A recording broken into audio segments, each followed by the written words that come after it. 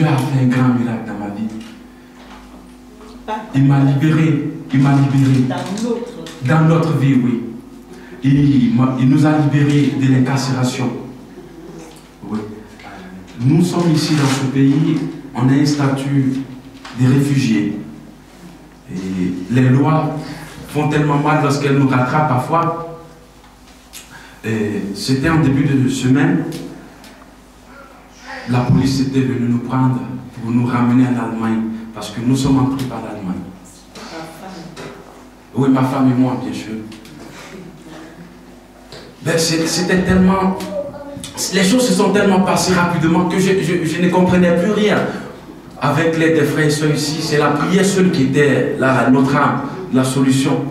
Et c'est comme ça, le mardi, à 8 h, ils sont venus, ils ont dit, ben, écoutez, on vous prend, vous allez partir en Allemagne. J'ai dit, ok, que la volonté de Dieu soit faite. Si c'est l'Allemagne, c'est pas grave, on va partir. Donc ils sont venus, on a fait les bagages. Avec 2 cargos, ils nous ont pris. On a rempli toutes les formalités policières. Et on a été transféré avec la police à Berne. Et une fois à Berne, jusque-là, on pensait aller en Allemagne. Hein. Oui, on pensait qu'on partait en Allemagne. Le policier nous disait, ben, on part à l'immigration, à l'office des étrangers, et à partir de là, vous serez convoyés. Donc on est tranquille. On fait la demi-heure de route tranquillement. Le temps où je me rends compte que ce n'était pas ce qui a été dit, c'est lorsque je vois que nous sommes devant la prison à Berne. J'ai dit, mon Dieu, qu'est-ce qui se passe? Et tout de suite, ils ouvrent le portail et puis ils nous demandent de rentrer. J'ai dit, mais qu'est-ce qui se passe? Il y a quelqu'un qui peut m'expliquer quelque chose au moins? On dit, non, rentrez. On rentre avec les bagages. Dans les 5 minutes qui ont suivi, je me suis retrouvé derrière le barreau. Ma femme était assise. Elle a commencé à pleurer. Et c'était la toute première fois de ma vie d'entrer dans une prison, en fait. Hein. C'était un choc pour nous. C'était un choc. Et ils nous ont même attribué à des cellules. Moi, j'étais au 3e et ma femme était au 2e. Mais c'était dans les cellules, hein, des cellules des criminels. Oui. Et ils nous ont simplement dit qu'il aurait un responsable de l'immigration qui viendrait nous rencontrer pour discuter avec nous. Bon, ils ne savaient pas à quelle heure il venait, peut-être aujourd'hui, peut-être le lendemain. Mais j'ai dit, mais Seigneur, avec ce qui se passe ici, on va vivre ici 1 jour, 2 jours. Mais c'est pas possible. Hein. Et on était là jusqu'à 3 h, on est entré à 10 h le matin, et jusqu'à 3 h l'après-midi, et 3h30 du moins, et le responsable de l'immigration vient. Et il était en train de nous rappeler les charges, les raisons pour lesquelles nous sommes là. Il dit, bon, c'est pour votre transfert vers l'Allemagne, vous allez partir en Allemagne.